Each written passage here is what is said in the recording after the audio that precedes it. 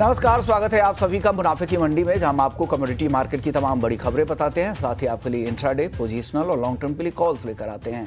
साथ ही देश भर के मंडियों का अपडेट भी हम आपको देते हैं और आगे आपको मंडियों के भाव भी ऊपर हम आपको दिखाएंगे कि किस मंडी में क्या भाव चल रहा है अलग अलग कमोडिटीज की।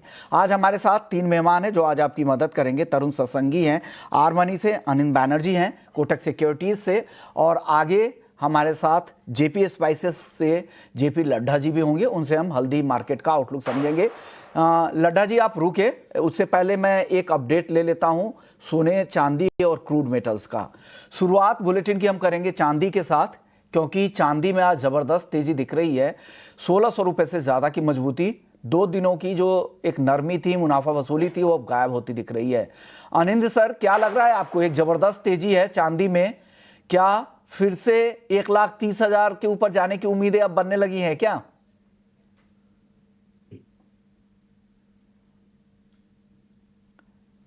Am I audible? जी जी, आपकी आवाज आ रही है। हाँ, चांदी पर ओके। आपकी राय चाहिए। हाँ हाँ हाँ विष्णु जी। देखिए, ओवरऑल ट्रेंड अभी अपवर्ड ही है, क्योंकि फेड के पहले काफी एक लंबा रैली हो चुका था 15-16% का एक महीने के अंदर। तो नेचुरली एक कंसोलिडेशन फेज अभी वारंटेड है। तो बाय ऑन डिप्स करना चाहिए इसमें। जब तक 1,26,000 के ऊपर चांदी है एमसीएक्स में, तब तक द ट्रेंड इज अपवर्ड। तो उसके नीचे प्रॉब्लम हो सकता है। तो इसके लिए buy on dips, positional target 1,31,000 से 1,32,000 ऑन द अपसाइड। 1,31,000 से 1,32,000। सर, इसके लिए स्टॉप लॉस क्या लगा ले? 1,26,000 के नीचे, क्योंकि उसके नीचे थोड़ा सा stop loss selling can be seen. Okay, मतलब और ये $41 पोजिशनल रहा है सर, स्पॉट। कितने दिनों के लिए होगा? अगले हफ्ते ये में? जनरली आपका 2 वीक्स का, क्योंकि 2 वीक्स। काफी फास्ट रन हो चुका है। तो कंसोलिडेशन हो सकता है 3-4 दिन कंसोलिडेट करे। ओके, 3-4 दिन कंसोलिडेट करे। 1,31,000, 1,32,000 ये टारगेट दिख सकते हैं आपको। लेकिन चांदी में बिना स्टॉप लॉस के कभी ना ट्रेड करें। पोजिशनल राय है, 2 हफ्ते का आउटलुक है, 1,26,000 का एसएल भी लगा लीजिएगा। तरुण जी, आप बताइए चांदी पर आपकी राय क्या है सर?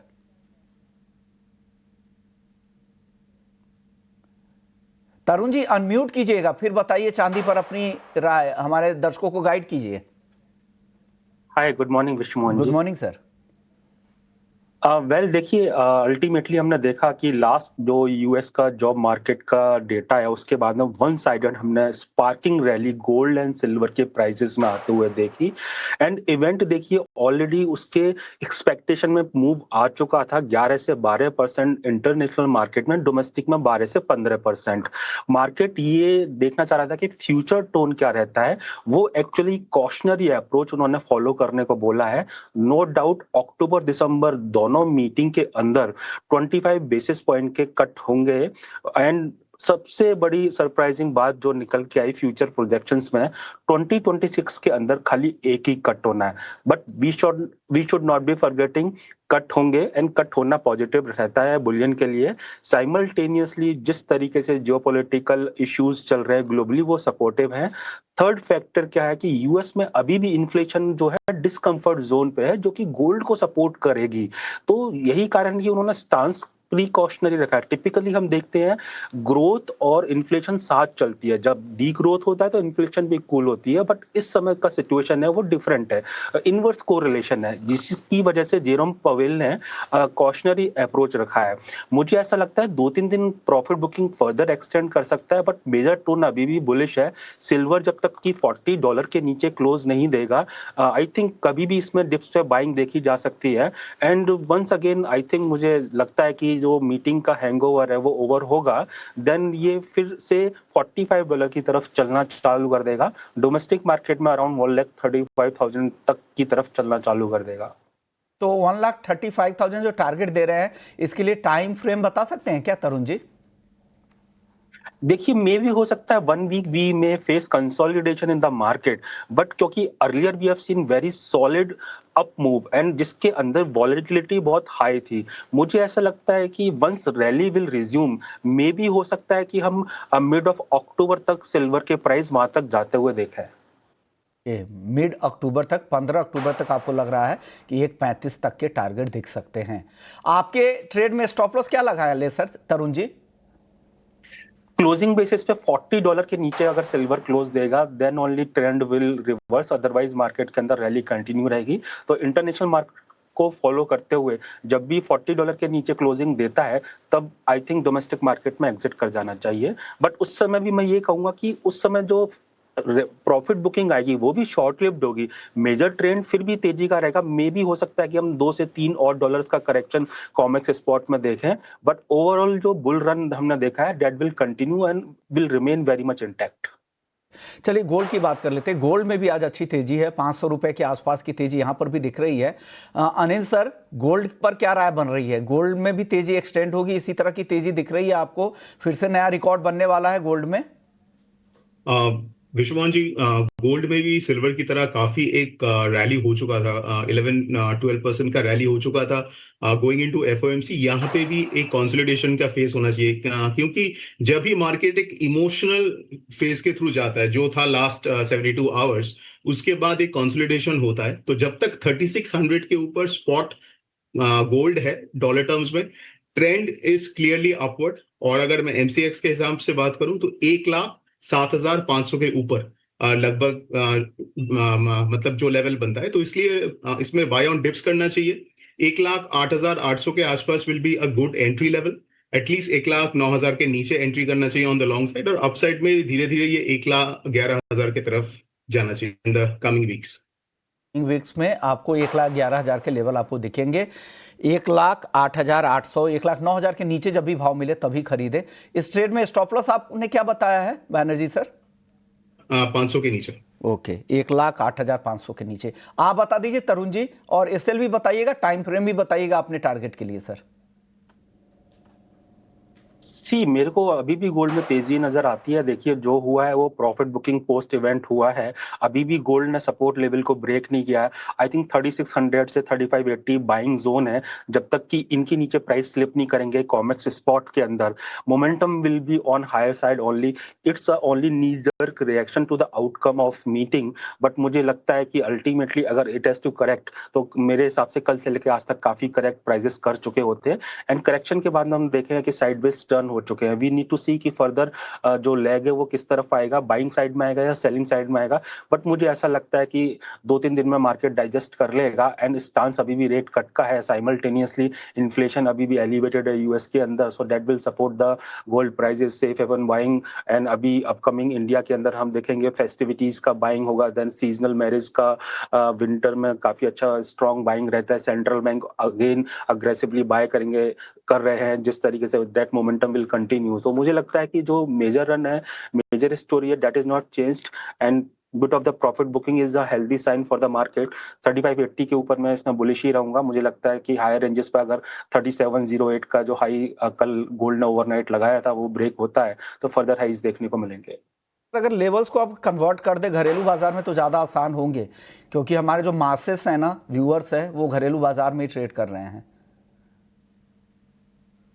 या वेल आई थिंक मुझे ऐसा लगता है जब तक कि 1,07,000 के ऊपर प्राइजेस है, आई थिंक ट्रेंड पॉजिटिव ही रहेगा। एंड द मोमेंट 1,11,000 के ऊपर प्राइस चलना चालू करेंगे, इसमें फर्दर रैली आते हुए देखेंगे हम। और मुझे लगता है कि जब तक 1,07,000 के ऊपर प्राइस है, एनी टाइम ये हाई ब्रेक करेगा फिर से, जो कि रिसेंटली मारा है 2 दिन पहले डोमेस्टिक मार्केट के अंदर। एंड मे भी हो सकता है 1,13,000 1,15,000 तक प्राइस देखने को मिले 1 से 2 महीने के अंदर। 13,000 से 1,15,000 रुपए तक के भी टारगेट आपको 1 से 2 महीने में दिख सकते हैं। तो यानी बड़ी तेजी अभी भी दिख रही है। हो सकता है कि कंसोलिडेशन आपको उससे पहले दिखे, थोड़ी बहुत मुनाफा वसूली भी दिखे, लेकिन तेजी अभी इंटैक्ट है। यही हमारे दोनों एक्सपर्ट से निकल कर आ रही है। और जो टारगेट दे रहे हैं पोजिशनली या 1 से 2 महीने के लिए भी, वो 1,11,000 यहाँ पर दे रहे हैं और 1,31,000 से 1,35,000 चांदी को लेकर दे रहे हैं। तो एक बड़ी टारगेट अभी भी यहाँ पर निकल कर आ रहे हैं। चलिए, वक्त है अब एग्री मार्केट के अपडेट लेने का, और सबसे पहले बात करते हैं हल्दी की। हल्दी की फसल को लेकर एक बार फिर से चिंताएं बढ़ गई हैं। चिंता ये है कि मराठवाड़ा के एरिया में फसलों को काफ़ी नुकसान हुआ है। कितना नुकसान हुआ है ये बताने के लिए हमारे साथ जेपी स्पाइसेस के पार्टनर जेपी लड्ढा जी हैं। बहुत बहुत शुक्रिया जेपी लड्ढा जी। सर, क्या रिपोर्ट है आपके पास? मराठवाड़ा, विदर्भ, वहाँ के फसलों की स्थिति क्या है? क्योंकि हमने इससे पहले बैलेंस शीट की एनालिसिस की थी और देश के अलग अलग एरिया से बातचीत की थी, तो ज़्यादातर लोग जो कह रहे थे वो 90 लाख बोरी से 1 CR के आसपास, 1 CR बोरी के आसपास कह रहे थे। वहीं महाराष्ट्र में ही सांगली इलाके के कारोबारी ने तो मुझे 1.25, 1.3 CR बोरी के आसपास तक के भी उत्पादन के नंबर दिए थे नए सीजन के लिए। आपके नंबर क्या हैं और उसके पीछे के तर्क क्या है सर? क्या वजह है कि आपको लग रहा है कि उतना उत्पादन नहीं होगा? साहब, इस साल हमने भी ऑल ओवर इंडिया 25 से 30% स्विंग प्लस हुई है।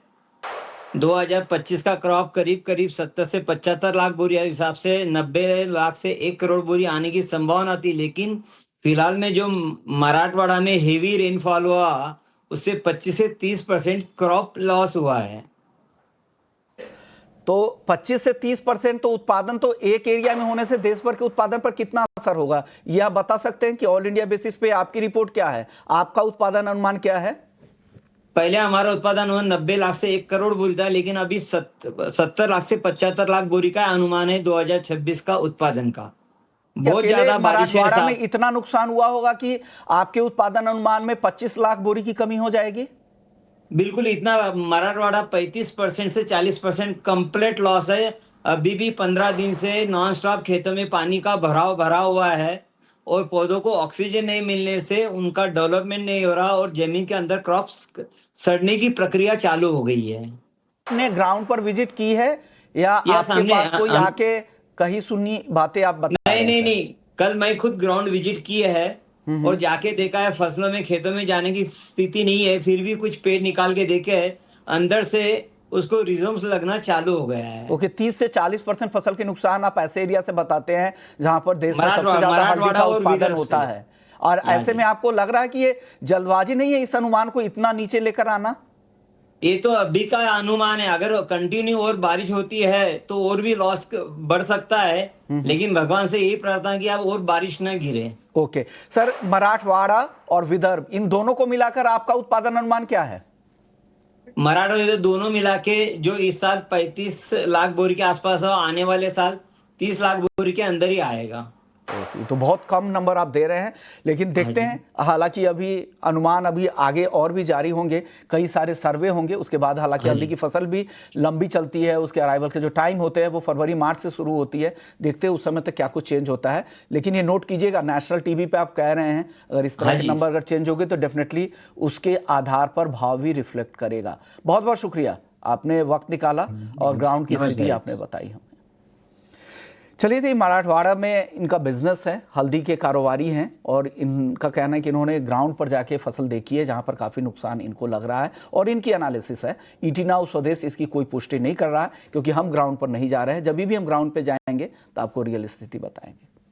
चलिए, वक्त है ब्रेक का। ब्रेक के बाद जब लौटेंगे तो हम बात करेंगे कच्चे तेल की, मेटल्स की, इसके अलावा एग्री में कुछ और कॉन्ट्रैक्ट है, धनिया, जीरा, इस पर भी चर्चा करेंगे। तरुण जी और अनिल बनर्जी जी दोनों बने हुए, जल्द लौटते हैं।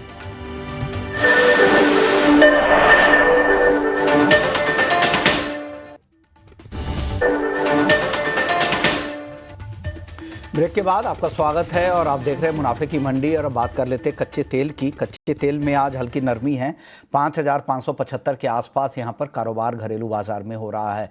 एक खबर यह भी है कि ट्रंप वापस से यहां पर दाम घटाने को लेकर डिमांड कर रहे हैं और साथ ही अब ये भी कहा जा रहा है कि उनके लिए कीमतें कम होना ज़्यादा ज़रूरी है, बल्कि ये वो अब उनके लिए ज़रूरी नहीं है कि रूस पर नई पाबंदियां लगाई जाए। तो इससे हो सकता है कि जो जियोपॉलिटिकल कंसर्न हो और ख़ास करके रूस के साथ जो तनाव बढ़ने का डर है वो कम हो जाए और बाज़ार में सप्लाई भी बढ़ने की संभावना है।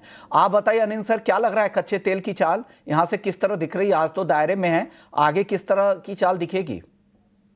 लास्ट कुछ महीनों से आपका 5450 और 5700 के बीच ये फंसा हुआ है। एंड टिपिकली ये तब होता है जब मार्केट के पास कोई डोमिनेंट ट्रिगर नहीं है, तो मतलब कोई मेजर फैक्टर आना पड़ेगा, क्योंकि हम लोगों को व्हाट्स हैपनिंग इन यूक्रेन पता है, ट्रम्प का जो कमेंट्स है अबाउट ऑयल प्रोडक्शन इंक्रीज वो पता है, बट वो डोमिनेंट ट्रिगर है नहीं। तो फिलहाल के लिए दो तरीके का ट्रेड आता है। एक होता है कि शॉर्ट स्ट्रैंगल वाला जो पोजिशनल ऑप्शन ट्रेडर्स है, मतलब जो आउट ऑफ मनी ऑप्शंस जैसे 5800 का कॉल, 5300 का पुट सेल करके वो बैठ सकते हैं, but with proper stop loss. और शॉर्ट टर्म ट्रेडिंग के लिए हो सकता है आज इंट्राडे में ये वापस 5650 की तरफ ऊपर जाए, क्योंकि थोड़ा सा न्यूज के कारण अप डाउन किया था इन द मॉर्निंग। तो 5650 तक एक रैली है। अगर शॉर्ट करना है तो 5650 के आसपास शॉर्ट करना चाहिए। स्टॉप लॉस 5700 के ऊपर। इमीडिएट सपोर्ट 5560, उसके बाद 5530। 5560 और 5530 ये नियर टर्म सपोर्ट है। चलिए, लेकिन एक खबर आ रही है, वोडाफोन की जो याचिका थी उस पर जो मामला है, मामले की सुनवाई अब अगले शुक्रवार तक स्थगित की गई है। तो ये एक अपडेट आ रहा है वोडाफोन मामले को लेकर। काफ़ी रिटेल पार्टिसिपेंट्स का यहाँ पर काफ़ी ज़्यादा इसमें दिलचस्पी रहती है और आज स्टॉक भी उस खबर के बाद से ये करीब 5% की तेज़ी दिखा रहा है। और अर्जी का, हालांकि उन्होंने सॉलिसिटर्स की तरफ से ये बयान भी आया है कि अर्जी का वो विरोध नहीं कर रहे हैं, लेकिन अब सुनवाई अगले हफ्ते तक के लिए स्थगित की गई है। चलिए, तो आगे इस पर अपडेट हम आपके लिए लेकर आते रहेंगे, लेकिन अभी फिलहाल के लिए इतनी ही अपडेट है। चलिए आगे बढ़ते हैं। क्रूड की हम बात कर रहे थे, तरुण जी की भी एक राय ले लेते हैं कच्चे तेल में। तरुण जी, आप क्या कहेंगे, आपकी राय क्या बन रही है कच्चे तेल में ट्रेडर्स के लिए? आई थिंक कंसोलिडेशन जो हो रहा है वो कंटिन्यू करेगा। रेंज काफी नैरो हो गई है। अगर मैं WTI क्रूड की बात करता हूँ नाइमेक्स के अंदर, $61.50 से $65.50 का रेंज है। इसमें ही प्राइस होवर करते हुए नजर आ रहे हैं। $62 या उसके आसपास से बाइंग निकलती है, हायर रेंजेस से प्रॉफिट बुकिंग। डोमेस्टिक मार्केट में 5400 से 5850 का एक रेंज बना हुआ है। आई थिंक जब तक लोअर साइड ब्रीच नहीं होगा, रेंज में कंसोलिडेशन कंटिन्यू रहेगा। अल्टीमेटली देखिए, सप्लाई साइड से की ट्रिगर मिसिंग है।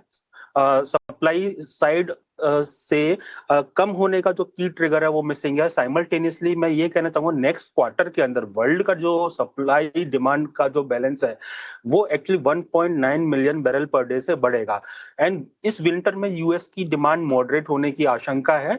चाइना में लास्ट 2 ईयर से डिमांड फ्लैटिश है। सो ऑल टुगेदर ये जो है डिमांड साइड स्टोरी एक्चुअली एक तरीके से वीकर साइड पर है, और सप्लाई साइड जो स्टोरी है वो बढ़ने की साइड पर है, जिसकी वजह से हमने देखा है ग्रेजुअली प्राइसेस नीचे आए और अभी कंसोलिडेशन फेज में है। ओके, चलिए बेस मेटल्स की बात करते हैं। बेस मेटल्स में आज ज़्यादातर काउंटर तेज नजर आ रहा है। कॉपर जिंक सबसे ज़्यादा तेज है। यहाँ पर अनिल सर, क्या राय है, कॉपर या जिंक, क्या पसंद कर रहे हैं आप? मेरा फर्स्ट टॉप पिक रहेगा कॉपर, क्योंकि लग रहा है कि वापस ये 922.25 के तरफ जा सकता है। बाय ऑन डिप्स, पोजिशनल में स्टॉप लॉस 896 के नीचे। सेकंड मेरा पिक रहेगा एल्यूमिनियम, क्योंकि हो सकता है आने वाले दिनों में एल्यूमिनियम 270 की तरफ भी ये मूव कर सकता है। So aluminium will be my pick. Zinc भी अप ट्रेंड है, बट उससे बेटर मुझे कॉपर एल्यूमिनियम लगता है। तो चलिए आप बता दीजिए, बेस मेटल्स में आपकी टॉपिक क्या है तरुण जी? जिंक ने अच्छा परफॉर्म किया है रिसेंटली। मुझे ऐसा लगता है इसमें फर्दर हाइज देखने को मिलेंगे। अपार्ट फ्रॉम दैट, जब तक कॉपर 895 के नीचे क्लोज नहीं देगा, आई थिंक उसके आसपास बाय करना चाहिए। इंडस्ट्रियल्स ने अच्छा परफॉर्म किया है, एंड जिस तरीके से फेड का इवेंट हुआ है वो स्टॉक मार्केट और इस ईयर एसेट क्लास के लिए पॉजिटिव है। तो I think we will have a positive movement in the industrial commodities going forward. एक छोटा जवाब मसालों पे आपका चाहिए तरुण जी। हल्दी, जीरा, धनिया क्या पसंद है? 30 सेकंड में सर। आई थिंक धनिया और जीरा के अंदर बाय साइड में रहना चाहिए। टर्मरिक में मैं वेट करूंगा, भले ही जो र्यूमर है क्रॉप लॉस का, उसका इंपैक्ट प्राइसेस में अभी देखने को नहीं मिला है। ओके, शुक्रिया तरुण जी आपका, अनिल सर आपका, आप दोनों मेहमानों का बहुत बहुत शुक्रिया। आपने वक्त निकाला, हमारे दर्शकों को गाइड किया। मुनाफे की मंडी को यहीं समेटेंगे। ब्रेक के बाद जब लौटेंगे तो आपके लिए FNO जंक्शन लेकर आएंगे। जल्द लौटते हैं।